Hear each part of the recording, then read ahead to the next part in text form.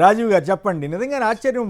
మీ party విమర్శల్లో కూడా సుధాకర్ యాదవ్ గారు మరి అప్పుడు ఉన్నాడా లేడా, మరి ఉన్నట్లుగా చెప్తా ఉన్నారు. మరి ఆ ప్రస్తావన ఎవరు తీసుకురావట్లేదు. ఆయన అదృష్టవంతుడా లేకపోతే నిజంగా ఆయన సంబంధం లేదా, మరి వైవి సుబ్బారెడ్డి గారి పేరు ఎందుకు తీసుకొచ్చారు అని అడుగుతున్నారు. ఇదంతా ఈ ఇన్కన్సిస్టెన్సీ ఏమిటని ఆమె ఎవరో ప్రశ్నిస్తున్నారు. సో ఓవరాల్గా ఈ రకంగా ఫ్లెక్సీలు పెట్టడం, మీ మీద దుష్ప్రచారం చేయటం, మీరేమో పూజలు చేస్తుంటే దాడులు చేయటం, వీటన్నిటి మీద ఎట్లా చూస్తారు మీరు? సార్ ముందుగా సోకాల్ తెలుగుదేశం పార్టీ లేదా కూటమి నాయకులు హిందూ మత పరిరక్షకులు అని చెప్పుకుంటూ వాస్తవానికి వాళ్ళు హిందూ మత భక్షకుల్లా తయారయ్యారు. ఎందుకు చెప్తున్నానంటే కలియుగ దైవం శ్రీ వెంకటేశ్వర స్వామికి ఉన్నటువంటి ప్రపంచ ప్రఖ్యాతి గాని, భక్త జనగోటి గాని, లేదా మరీ ముఖ్యంగా లడ్డూ ప్రసాదానికి ఉన్నటువంటి విశిష్టత గాని చాలా గొప్పది. ప్రసాదం అంటే తినే పదార్థం మాత్రమే కాదు సార్. ప్రసాదం అంటే భక్తి శ్రద్ధలకు ప్రతీక. ప్రసాదం అంటే దేవుడు ఆశీర్వాదానికి ప్రతీక. ప్రసాదం అంటే కోట్లాది మంది భక్తుల మనోభావం. అటువంటి మహాప్రసాదానికి ఇలా మహాపాపం అంటగడతా ఉన్నారు.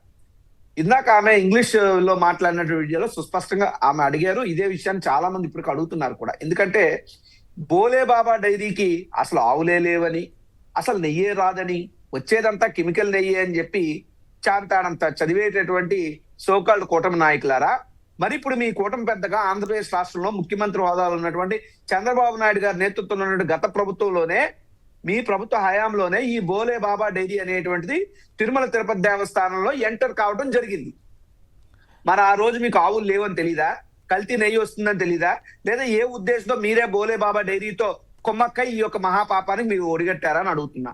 రెండవది అంటే ఇక్కడ ఒక్క నిమిషం మిత్రమా, నాకు అర్థం కాని విషయం ఏంటంటే డైరీలకి ఆవులు ఎట్లా ఉంటాయి? ఇప్పుడు అనేక కంపెనీలు ఉన్నాయి మన ఏపీలో కూడా, డైరీలకి ఆవులు ఉండవు కదా. ఆవులు సేకరించడం కాతే వెన్న కూడా కొనొచ్చు అనేది ఏదో ఉన్నట్లుంది. వెన్న తీసుకొచ్చి చేశారా?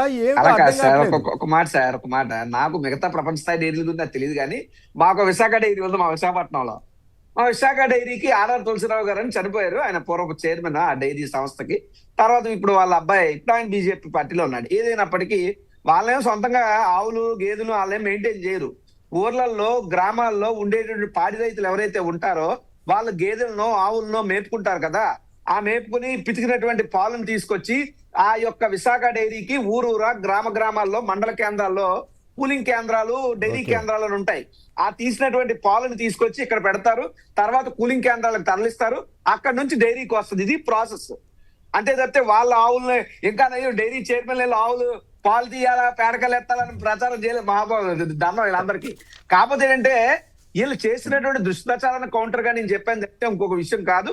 వాస్తవానికి డైరీలకు ఆవులు ఉండాల్సినటువంటి అవసరం ఏమీ లేదు. మీరు చెప్పిన పాయింట్ వ్యాలిడ్ పాయింట్, అది సత్యం, అది నిజం కూడా. అయితే మరి నిన్న అంబటి రాంబాబు గారు మాట్లాడిన దాంట్లో కూడా క్లారిటీగా ఉంటుంది. నెయ్యి లోడ్ ఏదైతే ఉందో ఆ లోడు వచ్చింది బాబు గారి పాలనలో. నెయ్యి లోడు తాలూకా శాంపిల్స్ టెస్ట్ చేయబడింది బాబు గారి పాలనలో. మరి అలాంటప్పుడు ఆ నెయ్యి కల్తీ అయితే అది చంద్రబాబు గారు చేసినట్టు అవుతుంది కదా. ఇంత చిన్న లాజిక్ ఎలా మిస్ అయ్యారు? రెండవది, శాంపిల్స్ లో రిజెక్ట్ అయినటువంటి నెయ్యిని వెనక్కి పంపబడినటువంటి ట్యాంకర్లని మళ్ళీ మీరు తీసుకొచ్చి ఎందుకు వాడారు? ఉద్దేశపూర్వకంగానే మీరు స్వామివారి ప్రసాదంలో కలంకం సృష్టించాలని ఓ కుట్ర కోణంలో భాగంగా మీరు ఇది చేశారా అని చెప్పి నేను ఒక కూటమి ప్రభుత్వాన్ని అడుగుతున్నా. ఎందుకు కుట్ర చేయాల్సి వస్తుందని కూడా అనుమానం ఉంటే జగన్మోహన్ రెడ్డి గారు ఇలా ముగ్గురు కలిసిన తర్వాత సరే ఈఎంఐలు మేనేజ్ చేశారు, ఇంకోటి మేనేజ్ చేశారు. ఏది చేసినప్పటికీ మాకు 11 సీట్లే వచ్చినప్పటికీ 40% ఓట్ బ్యాంక్ జగన్మోహన్ రెడ్డి గారి దగ్గర ఉన్నది. కాబట్టి ఆ ఓట్లన్నింటినీ కూడా దూరం చేయాలంటే అధిక సంఖ్యలో ఉండేటువంటి హిందూ మతంలో ఉండేటువంటి వారిని అందరినీ కూడా జగన్మోహన్ రెడ్డి గారికి వ్యతిరేకంగా సృష్టించాలంటే ఇది తప్ప వేరే మార్గం లేదు అనేటువంటి కుట్రపూరితమైనటువంటి ఆలోచన నుంచి మీరు ఈ మహాపాపాన్ని ఒడిగట్టారని నేను అడుగుతున్నా. ఎందుకంటే ఒక ముఖ్యమంత్రి హోదాలో ఉన్నటువంటి నారా చంద్రబాబు నాయుడు గారు ఏ విధమైనటువంటి కాగితం కానీ, వెరిఫికేషన్ కానీ, సైంటిఫిక్ రీసెర్చ్ కానీ ఏ విధమైన లేకుండా తాడు బొంగరం లేకుండా మాట్లాడినట్టు, లేదంటే మోకాలకి బోడిగుండుకి ముడిపెట్టి మాట్లాడినట్టు ఉద్దేశపూర్వకంగా అందులో జంతుకోవు పశువులు ఆల్రెడీ చెప్పిన. ఇప్పుడు పాయింట్ అంటే ఫ్లెక్సీలు, అలాగే ఈ లడ్డూని టీడీపీ సోషల్ మీడియా అనుకుంటా కదా, ఆ లడ్డూని కూడా ఆకారాన్ని మార్చేసి ఇవ్వటం, వీటిని ఎట్లా ఎదుర్కొంటారు? ఈ పరిస్థితి మీద ఎట్లా? ఇప్పుడు ఒక మాట అయితే చెప్తాను సార్, అది విద్వేషాలు పెంచినట్లా కాదా? 100% విద్వేషాలు పెంచినట్టే. ఇప్పుడు వాళ్ళు ఎక్కడో కట్టారు, ఇప్పుడు నేనే ఉన్నాను జగదాంబ జంక్షన్ లో ఫ్లెక్సీ కడుతున్నాను. విశాఖ కాంప్లెక్స్ దగ్గర ఓ ఫ్లెక్సీ కడతాను, నా మీద ఏం కేసులు పెట్టరా, నా మీద వెంటనే ఏ జాతిద్రోహం కేసులో పెట్టేస్తారు, లేదంటే అప్పలరాజు గారినో మరొకరినో పెట్టినట్టు ఏ పీడీ యాక్ట్ లో పెట్టేసి ఏ రౌడీ షీట్లు తెచ్చి వెంటనే జైల్లో పెట్టేస్తారు. కానీ తెలుగుదేశం పార్టీకి సంబంధించినటువంటి వారు ఆ నాయకులు వాళ్ళ నియోజకవర్గాల్లో పెడితే మేమే కాదు భక్తులు కూడా చాలా మంది వెళ్ళి ఫ్లెక్సీలు చించేస్తే మళ్ళీ అదే స్థానంలో ఫ్లెక్సీలు పెడుతున్నారంటే ఇది రెచ్చగొట్టేటువంటి ధోరణి, మత ఘర్షణలకు తావు తీసేటువంటి ధోరణిలో తెలుగుదేశం పార్టీ కూటమి నాయకులు వ్యవహరిస్తున్నారు. ఇది చాలా తప్పని చెప్తున్నా. రెండో విషయం, నేను కూటమి ప్రభుత్వానికి హెచ్చరిస్తా ఉన్నా, ఎందుకంటే భగవంతుడితో పెట్టుకోవద్దు, రాజకీయాలు వైఎస్ఆర్ కాంగ్రెస్ పార్టీతో చేయండి అంతే తప్పితే మీ రాజకీయాల కోసం దేవుణ్ణి వాడుకోవద్దు, దేవుడు లడ్డూని అపవిత్రం చేయొద్దు.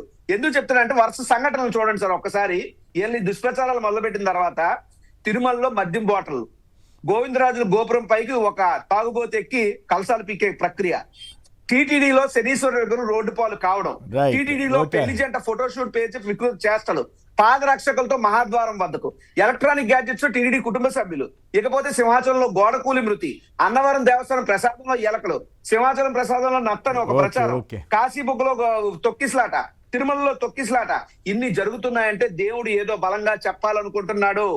దేవుడు జోలికి వెళ్ళొద్దు. ఎప్పటికైనా మీరు చేసిన తప్పుకి పాపానికి చంద్రబాబు గారు, పవన్ కళ్యాణ్ గారు ఆ మహా కలియుగ దైవం వెంకటేశ్వర స్వామి దగ్గర మోకరిల్లి ముక్కు నేలకు రాసి క్షమాపణ చెప్పాలని చెప్పి మేము డిమాండ్ చేస్తున్నాం. మా వంతుగా వీళ్ళు చేసినటువంటి పాపాలకు పరిహారంగా మేము ఈ రోజు మా నియోజకవర్గాల్లో రాష్ట్ర వ్యాప్తంగా కూడా వెంకటేశ్వర స్వామి గుడులు మెట్లు మేము కడిగి మేము ప్రాయశ్చిత్త దీక్షలు, ప్రాయశ్చిత్త కార్యక్రమాలు మేము చేస్తా ఉన్నాం వైఎస్ఆర్ కాంగ్రెస్ పార్టీ తరఫున. రైట్.